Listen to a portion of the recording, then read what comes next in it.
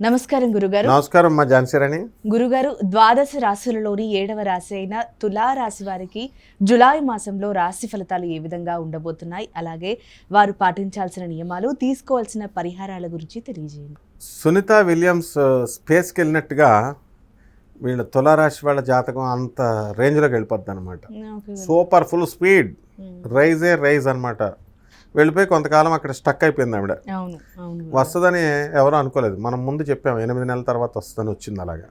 అలా ఈ తులారాశి వాళ్ళకి సూపర్ సక్సెస్ వెళ్ళి వచ్చింది మళ్ళీ. కాబట్టి ఇక తిరుగు లేదు.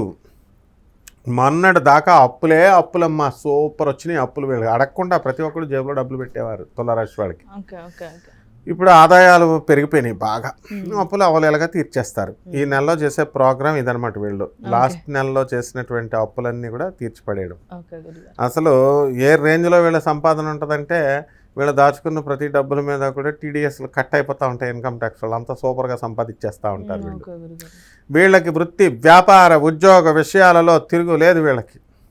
పొలాల మీద పొలాలు కొంటారు, గోల్డ్ మీద గోల్డ్ కొంటారు. తర్వాత ఇక శత్రువులపై ఆధిపత్యం, లాంగిటివిటీ ఆఫ్ లైఫ్, ఆరోగ్య ఇది సూత్రాలు పాటిస్తారు. అసలు మొత్తం తులారాశి వాళ్ళందరూ కూడా ఇంచుమించు నాన్ వెజిటేరియన్ ఫుడ్ మీద విముఖత వచ్చేస్తుంది వీళ్ళకి. విరక్తి వచ్చేసేసి ఇక భక్తిలోకి వెళ్ళిపోతారనమాట వీళ్ళంతా. షష్టమ శని ఏం చేస్తాడు, భక్తిలోకి దించేస్తాడు వీళ్ళని. ఎప్పుడైతే మటన్లు, చికెన్లు ఇలాంటి పిచ్చి ఫుడ్ తినలేదో ఆటోమేటిక్గా ఆరోగ్యం బాగుంటుంది కదా, easily digest, they will be very active. ఆ విధంగా లాంగిటివిటీ ఆఫ్ లైఫ్, ఆరోగ్యం స్థితి బాగా పెరుగుతుంది వీళ్ళకి. కానీ ఈ రాహు చెడగొడతాడు వీళ్ళని.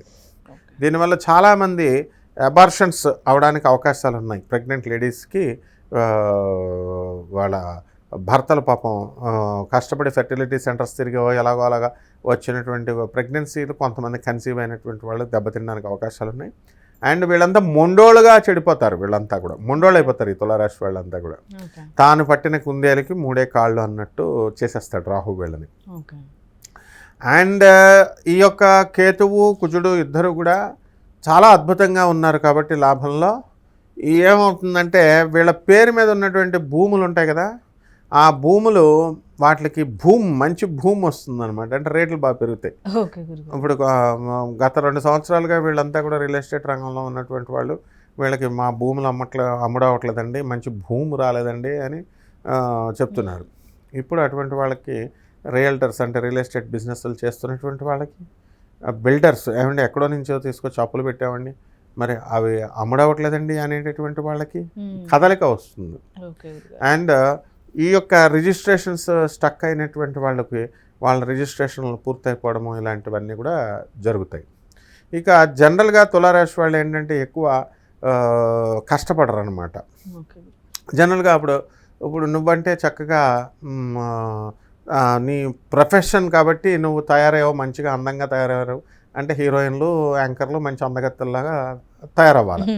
టీచర్స్కి ఎందుకంటే టీచర్స్ కూడా మేకప్ వేసుకొని కూర్చొని బచావ్ ఫ్యాన్ డాలో అంటారు, పాఠాలు చెప్పడం అనేసి ఫ్యాన్ ఏంట్రా పిల్లలు అని ఉండేటటువంటి టీచర్లు, తులారాశి టీచర్లు ఇప్పుడు మొత్తం నార్త్ ఇండియా అంతా తిరుగుతూ ఉంటారు. అంటే తులారాశి వాళ్ళందరూ కూడా నార్త్ ఇండియన్ టూర్స్ ఎక్కువైపోతాయి ఈ నెలలో, జూలై నెలలో.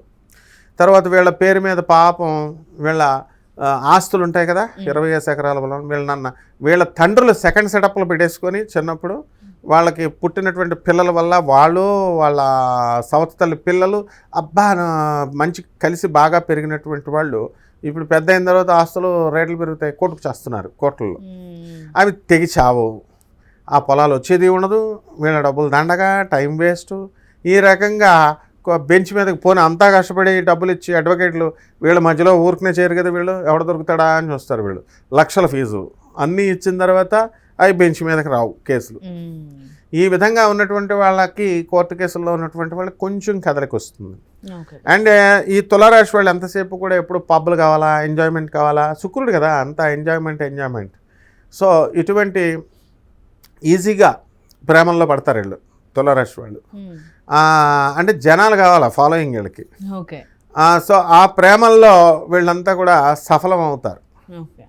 సో ఇప్పుడు వీళ్ళని చూసి వీళ్ళ లవర్లందరూ పారిపోతారనమాట. ఎందుకనంటే వీళ్ళ కోరికలు ఎలా ఉంటాయంటే ఒక ఐఫోన్ ఇప్పించు, లేకపోతే ఒక ట్యాబ్లెట్, ఇట్లాంటి పెద్ద పెద్ద కోరికలు కోరుతారు.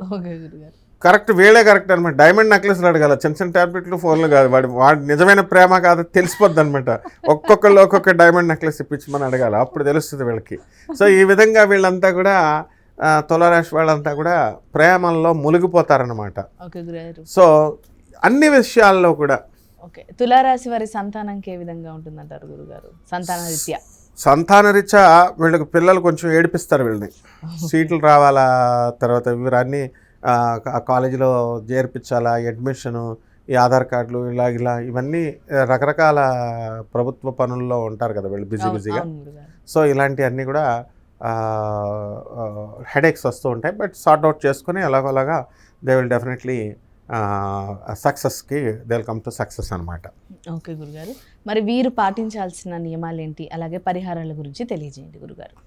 నియమాలు బ్రహ్మచర్యం పాటించాలా, ప్రతిరోజు బ్రహ్మచర్యం పాటించమని చెప్పాలి వీళ్ళందరికీ.